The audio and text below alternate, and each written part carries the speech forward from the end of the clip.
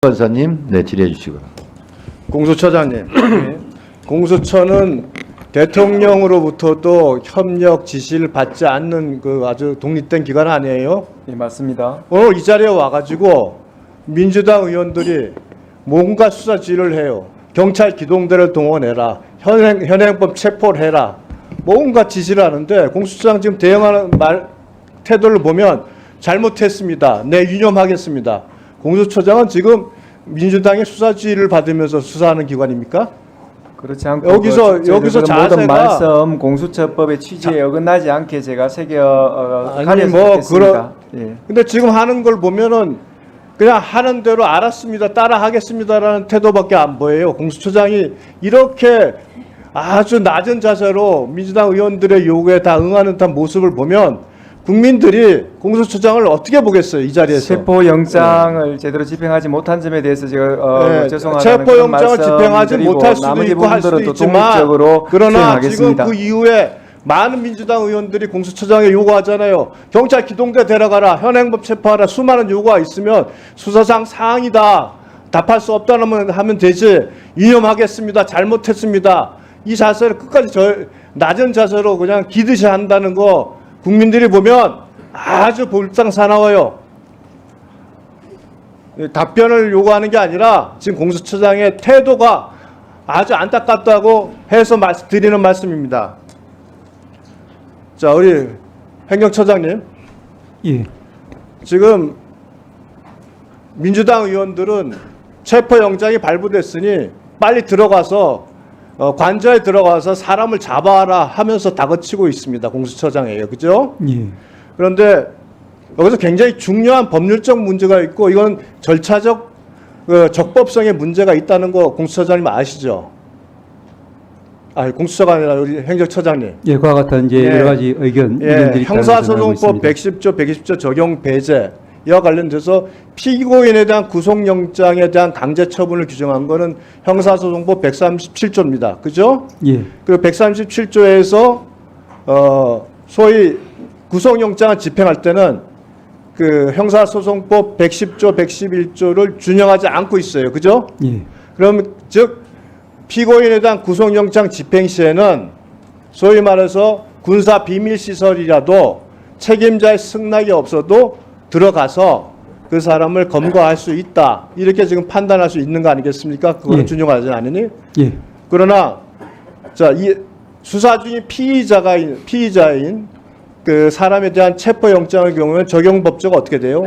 형사소송법 216조가 되고 있죠. 예. 147조와 동일한 내용으로 돼 있죠. 예. 그리고 이와 관련돼서는 지금 형사소송법 110조, 111조를 준용하고 있습니다. 그죠? 그렇게 되어 있습니다. 네, 그렇게 되어 있죠. 자, PPT를 넘겨보세요. 자, 형사소송법에서 준용하고 있는 110조의 규정이 뭡니까? 책임자의 승낙이 있어야 압수수색이 가능한데 책임자의 승낙은 영장 집행의 조건이다. 이것이 주서 형사소송법 및 법원 실무 제어에 나와 있는 거죠. 예. 맞죠? 예. 그리고 영장 발부 전에 불승낙 의사가 명백한 경우에는 압수수색 영장을 발부할 수 없다라고 보고 있습니다. 그죠? 그렇게 기재되어 있습니다. 네.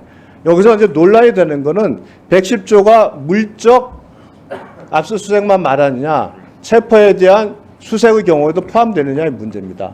그런데 예. 법문을 해석할 때 있어 제일 중요한 것은 문헌 해석이죠. 문헌 해석도 중요한 부분입니다. 네. 그래 216조의 규정과 219조를 보면 체포영장 집행을 위한 수색의 경우에 적용이 되게 돼 있습니다. 물적 그 압수를 위해서 군사 비밀시설에 들어가는 거, 그것도 책임자의 승낙이 필요하지만 인적 체포를 위해서 들어가는 경우에도 책임자의 승낙이 필요하다고 볼 수밖에 없게 지금 문헌은 돼 있어요. 위원님과 같은 의견을 취하는 견해도 있습니다만은 이제 말씀드린 것처럼 주석서라든지 그래서 제가 말씀드리는 겁니다. 제가 말씀드리는 이유는 자, 이렇게 이 법의 해석에 있어서 그럼 인적 수색의 경우에 그 규정이 적용되느냐에 대해서 한 번도 지금 대법원 판례에서 나온 것도 없어요. 그죠? 없습니다. 그리고 판결에서 이거에 대해서 판단한 것도 없습니다. 예. 그럼에도 불구하고 그 판사가 자기가 임의적으로 이 형사소송법 규정 적용을 배제한 거예요. 그건 있을 수가 없는 거죠. 확인적 의미라고 하지만 216조에 적용되는 경우에는 그 확인적 의미를 그걸 본인이 임의로 판단할 수 있습니까?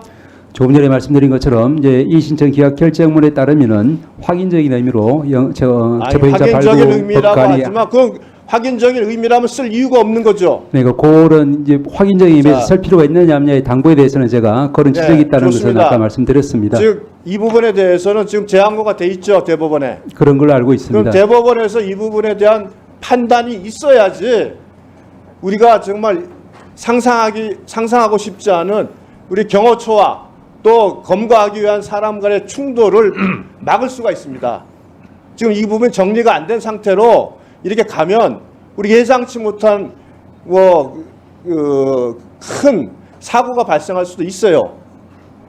위원님이 우려하시는 바와 같이 사법 절차 내의 판단을 통해서 이런 법적 분쟁 또 사회적 분쟁이 해결되는 것이 바람직하다는데 전적으로 동의합니다. 자, 공수처장, 네. 공수처장, 제 얘기 들으셨죠? 네. 제가 걱정하는 거는 영장 집행의 적법성에서 군사 기밀 시설에 그러면 들어가서 체포를 할 수 있느냐 없느냐의 문제예요.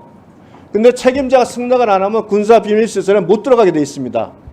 체포 영장을 집행하는 것도 좋지만 집행이 필요하더라도 이 부분에 대해서 명확하게 정리가 안 돼 있습니다.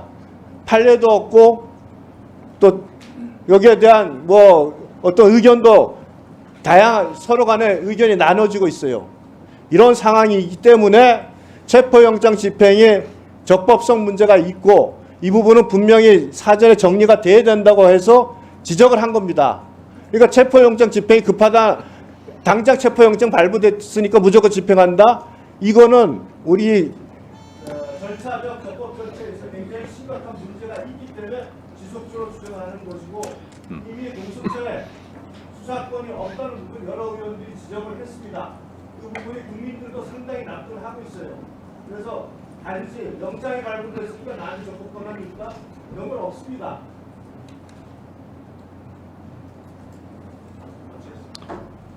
네, 수고하셨습니다. 다음은 박범계 변호사님.